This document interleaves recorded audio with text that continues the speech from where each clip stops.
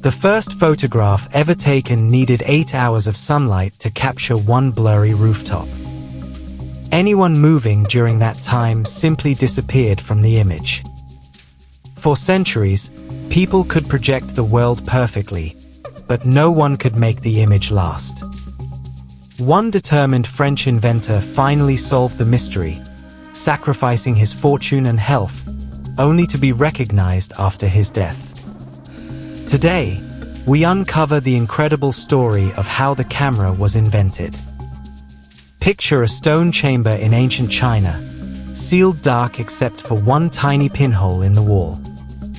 Sunlight bends through that hole and paints the outside world, upside down, across the opposite wall. A philosopher named Mosey studies this glowing image around 400 BCE, fascinated, unable to explain it. Centuries pass, and the phenomenon travels quietly through history, whispered about but never mastered. In the 1000s, an Arab scholar named Ibn al-Haytham studies the same pinhole effect inside a darkened tent in Cairo. He writes detailed notes on how light travels in straight lines, laying groundwork that Europe will not fully grasp for another 500 years. In the 1500s, Italian artists build wooden boxes with lenses, calling the device camera obscura, meaning dark room. Painters hide inside these boxes, tracing projected images onto canvas with charcoal, desperate for accuracy. A hunched artist in a dim Venice studio squints at a flickering image of a canal, his hand shaking as he outlines each gondola. The image trembles the moment a cloud passes overhead, stealing his reference in an instant. He curses under his breath and waits for the sun to return. For 300 more years, this remains the limit of human achievement. Men and women can project the world, but they cannot keep it. Every image is a ghost, alive only as long as the light holds steady. Portraits take painters weeks, sometimes months, to complete by hand. A single mistake with the brush can force an artist to start the entire canvas over from scratch. A merchant in London pays a fortune for a single oil portrait of his daughter, knowing she may not survive the winter. Death arrives faster than brushstrokes, and memory fades faster than paint dries. Death arrives faster than brushstrokes, and memory fades faster than paint dries. Scientists studying eclipses and comets struggle to record fleeting celestial events accurately. A naturalist in the Amazon rainforest tries to sketch a rare bird before it darts back into the canopy, losing the image forever. The world moves, and human hands simply cannot keep pace with it. Somewhere in this gap between longing and limitation, a French inventor begins tinkering in his workshop. He is not trying to build a camera. He is trying to make lithographic prints without an artist's steady hand. That small, practical frustration is about to change history forever. In the small town of Chalon-sur-Saône, France, a middle-aged inventor named Joseph Nicéphore Niépce sits in his cluttered workshop. The year is 1816, and Niépce is obsessed with a single goal. He wants to permanently fix an image formed by light, without a paintbrush ever touching the canvas. He is not a young dreamer chasing fame.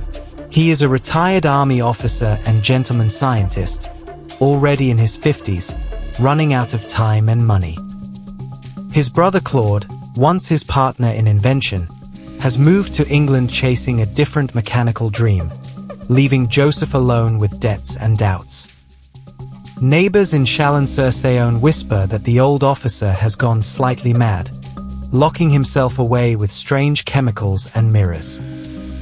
His own wife worries quietly about the family's dwindling savings, spent almost entirely on glass, silver salts, and failed experiments. Niépce experiments first with paper coated in silver chloride, placing it inside a camera obscura and exposing it to light. The image appears faintly, ghost-like, then darkens completely within minutes once removed into daylight. He watches years of effort fade into a black smear, again and again. Frustrated but stubborn, Niépce shifts his approach entirely in 1822. He begins experimenting with a substance called bitumen of Judea, a light-sensitive asphalt used by printmakers. He coats a polished pewter plate with this thick, sticky substance and places it inside his camera obscura. Then he sets it near a window overlooking his courtyard and simply waits. Not for minutes, not for hours. Dust settles on his workbench while the plate sits motionless in the morning light. He checks it periodically, careful not to disturb the fragile surface before it fully hardens. He waits for 8 full hours, letting sunlight slowly harden the bitumen wherever light strikes it directly.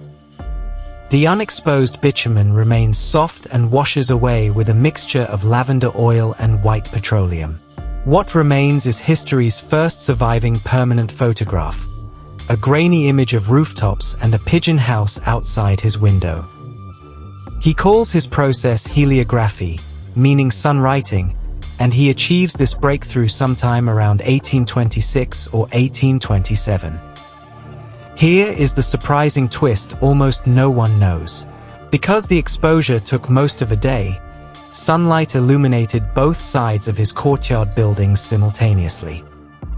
The final image shows impossible shadows falling in 2 directions at once, a visual glitch created by capturing an entire day within a single frozen frame.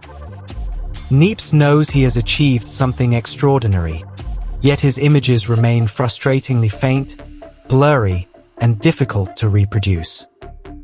He needs a partner, someone with resources, charisma, and technical skill to refine what he started. In 1829, he finds that partner in a flamboyant Parisian painter and showman named Louis Daguerre. Daguerre already runs a wildly popular optical theater called the Diorama, dazzling audiences with massive painted scenes and dramatic lighting effects. Crowds pack into his Paris venue nightly, gasping as painted canvases seem to shift from daylight into moonlight before their eyes. Daguerre understands showmanship instinctively, a skill the reclusive Niépce has never possessed. The 2 men sign a formal partnership, agreeing to improve heliography together and share any profits equally. It seems like the perfect alliance between a quiet scientist and a brilliant promoter. Letters between them reveal growing tension, as Niépce grows suspicious that Daguerre wants credit for work he did not originate. Still, isolated and desperate for support, Niépce has little choice but to trust his charming new partner. But fate intervenes cruelly. In 1833, only 4 years into their partnership, Joseph Nicéphore Niépce dies suddenly of a stroke. He dies believing his invention is unfinished, unpolished, and largely unrecognized by the world around him. He never learns that his process will eventually change civilization forever. Daguerre, now working alone, spends the next 6 years relentlessly refining the process his late partner began. He eventually discovers that mercury vapor can develop a latent image in minutes rather than hours, a massive leap forward.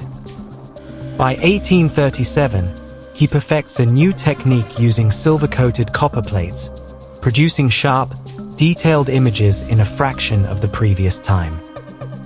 He names this breakthrough the Daguerreotype, attaching his own name permanently to history, while Niépce's contribution slowly fades from public memory. In 1839, Louis Daguerre unveils his invention to the French Academy of Sciences in Paris. The announcement stuns scientists, artists, and journalists throughout Europe within days. The French government, recognizing its historic importance, purchases the rights to the Daguerreotype and gifts the process free to the world later that same year. Newspapers dubbed the sudden craze Daguerreotypomania, describing crowds lining up outside optician shops desperate to own a camera. Almost overnight, portrait studios begin opening across Paris, London, and New York. Within a single year, the technique spreads as far as Australia, Japan, and colonial India, carried by ships and eager travelers. Exposure times, once 8 hours long under Niépce, now shrink to 15 or 20 minutes under Daguerre's refined method. Still, sitting for a portrait remains an ordeal. A young woman in a New York studio sits rigid in an iron headclamp, forbidden to blink or breathe deeply. Her eyes water from strain as the operator counts the passing minutes aloud. A single daguerreotype portrait costs roughly a week's wages for an average tradesman in 1840. Only the wealthy can afford to freeze their own likeness in silver and light. In 1841, an English inventor named William Henry Fox Talbot patents a rival process called the calotype. Unlike Daguerre's one-of-a-kind metal plates, Talbot's method uses a paper negative, allowing multiple copies to be printed from a single image. This single innovation plants the seed for every photograph reproduced afterward, from newspapers to family albums. A bitter rivalry erupts between supporters of the daguerreotype and supporters of Talbot's negative-based system. Patent disputes drag through courtrooms in both France and England for years. Photographers argue fiercely over which process produces sharper, more honest images of reality. By 1851, a new method called the wet collodion process combines the sharpness of daguerreotypes with the reproducibility of calotypes. Exposure times drop again, this time to mere seconds, finally allowing photographers to capture genuine motion and expression. War photographers soon carry portable darkrooms onto actual battlefields, documenting conflict for the very first time in raw, unfiltered detail. Around this same period, inventors introduced the stereoscope, a viewing device that makes flat photographs appear three-dimensional. Victorian families gather in parlors across America and Britain, passing stereoscope cards around like an early form of home entertainment. In 1861, photographs from the American Civil War shock ordinary citizens who had never witnessed the true, brutal cost of combat. Matthew Brady's teams haul heavy equipment across muddy fields, risking their lives just to preserve a single frame of history. Meanwhile, a strange new fashion sweeps Europe. Small paper portraits called cartes de visite, traded and collected like modern-day social media profiles. Families fill entire albums with these tiny photographs of friends, royalty, and even strangers bought from street vendors. A cheaper variant called the tintype spreads through traveling fairs and frontier towns, letting ordinary settlers afford a photograph for the very first time. By 1888, an American businessman named George Eastman releases something revolutionary called the Kodak camera. His slogan promises simplicity that once seemed impossible. You press the button, we do the rest. For the first time, ordinary families, not just trained professionals, can own a camera and capture their own memories. Eastman replaces heavy glass plates with a flexible roll of film, small enough to fit inside a simple box. Customers mail the entire camera back to the factory, where technicians develop the film and reload it for a small fee. Photography transforms from an elite scientific curiosity into something every household can access and afford. What began as an 8-hour exposure of a French rooftop has become, within 70 years, a tool available to millions of ordinary people. Today, more photographs are taken every 2 minutes than existed in the entire 19th century combined. That single statistic alone reveals how completely this invention reshaped human life. Photography changed journalism forever, allowing newspapers to show readers actual proof of distant wars, disasters, and triumphs. It transformed criminal justice, giving police departments mugshots and forensic evidence that courtroom testimony alone could never provide. Detectives in the 1880s begin using photographic identification to track repeat criminals across entire countries for the first time. Doctors soon adopt a related technology, X-ray imaging, allowing them to photograph the inside of the human body without a single incision. A broken bone that once required guesswork now becomes visible in a single glowing image. It preserved grief and joy alike, letting families keep the faces of loved ones long after they were gone. A soldier's final photograph before deployment. A newborn's first hour of life. A wedding day frozen precisely as it happened. These moments, once entrusted only to fragile memory, became permanent the instant Niépce bitumen hardened under sunlight. Photography also reshaped science itself, allowing researchers to document cell structures, distant galaxies, and fleeting chemical reactions with total accuracy. In 1840, astronomers capture the first photograph of the moon, opening an entirely new field called astrophotography. Space agencies today rely on the same fundamental principle Niépce discovered, capturing light through a lens to reveal what human eyes alone could never process. In 1975, an engineer named Stephen Sasson builds the first digital camera inside a Kodak research lab, ironically working for the very company built on film. His prototype takes 23 seconds to record a single grainy black and white image onto a cassette tape. Kodak executives shelve the idea, unable to imagine a future where film itself becomes obsolete. Every smartphone in every pocket on Earth traces its lineage directly back to that pewter plate in Niépce's courtyard. The mechanism has changed completely, but the core idea has not moved an inch in 2 centuries. Light enters a chamber, strikes a sensitive surface, and leaves behind a permanent trace of a single frozen moment. Today, platforms built entirely around sharing photographs connect billions of people who will never meet in person. Consider this: an estimated 1.7 trillion digital photographs are captured worldwide every single year. That is roughly 54,000 photographs taken somewhere on this planet every single second. Most of these images will be viewed once and forgotten within seconds, a strange contrast to Niépce's single, painstaking 8-hour exposure. Yet somewhere in that flood of modern images, families still capture the same fragile moments he once tried to save. A face, a place, a fleeting piece of time. Every single one of them exists because one lonely, indebted Frenchman refused to stop waiting for sunlight to finish its work. Here's the cruelest irony in this story.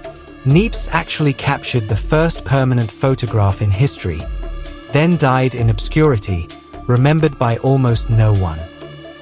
Daguerre, his partner, got all the fame and the name attached to the invention forever. So here's a question. How many breakthroughs were finished by someone the world forgot to thank? If you enjoyed this story, subscribe for more untold origins, forgotten history, and remarkable true stories from the past. Because somewhere out there, another forgotten name is still waiting for the world to see the light.